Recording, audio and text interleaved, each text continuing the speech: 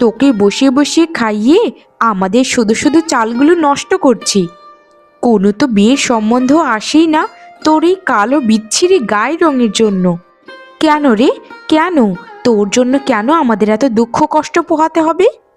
কোথাও পড়ে মরে যেতে পারিস না? তাহলেই তো সব ল্যাটা চুকে যায়। তুই মরবি কেন? তুই তো আমাদেরকে খেয়ে তারপর মরতে চাস।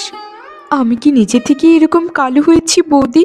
বিধাতা যদি আমাকে এরকম করে বানিয়ে থাকেন তাতে আমার কি দোষ? এসবে তো আমার কোনো হাত নেই বৌদি। আমাকে এসব কথা বলো না, আমার খুবই কষ্ট হয়। তোর দাদা মানে আমার স্বামীর যে অন্ন ধ্বংস করছিস, নিজের বাবা মার সাথে মরে যেতে পারলি না? তাহলেই তো সবকিছু সমাধান হয়ে যেত। এরকম কালো মেয়ের এই সমাজে কোনো দাম আছে? যত জ্বালা যন্ত্রণা আমার ঘাড়ে এসে পোহায়। ওরকম যদি কোনো ব্যবস্থা থাকতো বৌদি, তাহলে আমিও চলে যেতাম বাবা মায়ের সাথে। আমি এই নিষ্ঠুর পৃথিবীতে পড়ে থাকতাম না। যেখানে কারো দাম নেই সেখানে থেকে কি লাভ? আমায় আর মেরো না বৌদি, আমায় আর মেরো না। আমার যে খুবই কষ্ট হয়। আমি যে আমি যে আর ব্যথা সহ্য করতে পারি না বৌদি, আর পারি না। শোন হতচ্ছাড়ি কালী রূপা, তোকে তো আমি ভালো ভালোই বলছি যে তোর যদি এত কিছু সহ্য না হয় তাহলে বাড়ি থেকে চলে যা, না হলে মরে যা। সব সমাধানই তো খুলে দিলাম, কিন্তু তুই তো কোনোটাই কিছু করছিস না। দাঁড়া দাঁড়া, তোর ব্যবস্থা আমি করছি। এমন ব্যবস্থা করব যে তুই কল্পনাও করতে পারবি না। নিজের ওই কালী বোনটাকে আর কত ঘরে বসিয়ে বসিয়ে খাওয়াবে শুনি? কোনো কি ল্যাংড়া লুলো খুঁজে পাও না? যে কোনো একটা পাত্রের কাছে দিয়ে দিলেই তো হয়। তুমি তো আমার কোনো কথাই শোনো না। তুমি তো তোমার মতোই শুধু কাজ নিয়ে সারাদিন ব্যস্ত থাকো। আর এই বাড়িতে যে আমাকে থেকে থেকে কত কষ্ট পোহাতে হয় সেটা তো তুমি জানোই না। আহা গিন্নি, আমি তো দেখছি ল্যাংড়া লুলো কোথায় পাবো, তারাও তো যৌতুক চায়। তবে একটা পরিবার অবশ্য পেয়েছি, তারা 2 দিন পর আসবে।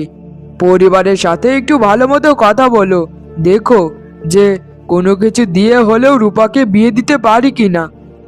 মানে তুমি কি বলতে চাইছো তোমার বোন রূপাকে বিয়ে দিতে কি বাড়িঘর বিক্রি করবে নাকি? এই শোনো, তোমার একটা কথা বলে দিলাম, এই সব কিছুর ভাগ কিন্তু আমি পাবো। যদি ওই রূপার পেছনে একটা টাকাও খরচ করেছো তো তাহলে দেখবে তোমার অবস্থাটা আমি কি করি। গাছেরও খেতে চাও আবার তলারও খোঁড়াতে চাও, তা ওই কালো রূপাকে কে বিয়ে করবে শুনি? কিছু যৌতুক দিলেই তো বিয়ে করে নেয়, কিন্তু তোমার জন্য তো যৌতুকও দিতে পারছি না। তুমি ওদেরকে পাঠাও, তারপরেরটা পর আমি বুঝে নেব কিভাবে টাকা জোগাড় করতে হয় আর কিভাবে কি করতে হয়। আমি খুব ভালো মতোই জানি যে কোথায় খোপটা দিতে হবে। মেয়েকে তো দেখলামই, কিন্তু মেয়ের যা অবস্থা, মোটা অঙ্কের যৌতুক না দিলে আমরা কিন্তু এ বিয়েতে রাজি হব না। আমার দেবর হাজারে একটা ছেলে, তার মতো পাত্র খুঁজে পাবেন না আপনারা কোনোদিন। তাই বলছি যে আমরা যা যা বলবো তা যদি দিতে পারেন তাহলে এ বিয়েতে আমরা রাজি হব। আরে দিদি, আপনারা এত চিন্তা করবেন না তো, বলুন না আপনাদের কি কি লাগবে। আমরা জানি যে মেয়ের গায়ের রংটা একটু চাপা, কিন্তু সে ঘরে সকল কাজকর্ম করতে পারে, সবার সাথে মিলেমিশে থাকে, খুব ভালো মেয়ে। ভালো মন্দ দিয়ে এ সমাজে চলা যায় না, এ সমাজে রূপটাই আসল। আমার অত সুন্দর ছেলেটার জন্য এরকম একটা মেয়ে নেব, কিছু তো আপনাদেরকে দিতেই হবে। আচ্ছা আচ্ছা মাসিমা, তা বলুন না কি কি লাগবে। আমি যদি একটু লিস্টিটা শুনি তাহলে বোধহয় একটু আন্দাজ করতে পারবো আর কি, যে মেয়ের বিয়েতে কি কি খরচ হতে পারে। আমাদের বেশি কিছু চাই না, নগদ 50,000 টাকা, আর ছেলের জন্য 2 বিঘে জমি, আসবাবপত্র ঘরের যেমন খাট, আলমারি, শোকেজ, আর মেয়ের জন্য গয়নাগাটি যা যা লাগে সব কিছু। এগুলো দিলেই আমরা বিয়েতে রাজি হয়ে যাব। এখন বাকিটা আপনাদের হাতে। আপনারা ভেবে দেখবেন, কারণ এরকম মেয়েকে কেউই বিয়ে করতে চাইবে না। আমাদের বংশ কিন্তু খুবই উচ্চ বংশ, আপনার ননদ ভালোই থাকবে আমাদের সাথে।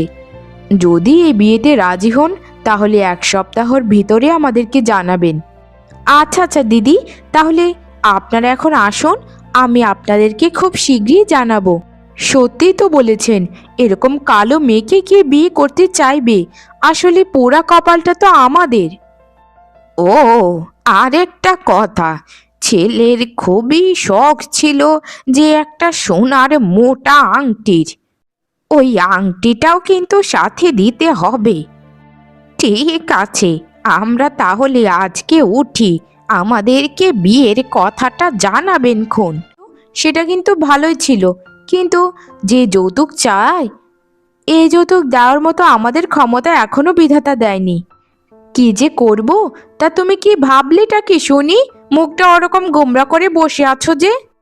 আমি আর কি বলবো, এমনিতেই তো নুন আনতে পান্তা ফুরোয়, এত টাকা আমি কোথায় পাবো তুমিই বলো। এর থেকে ভালো বিয়ে দিতে হবে না, ঘরে এসে বসে থাক।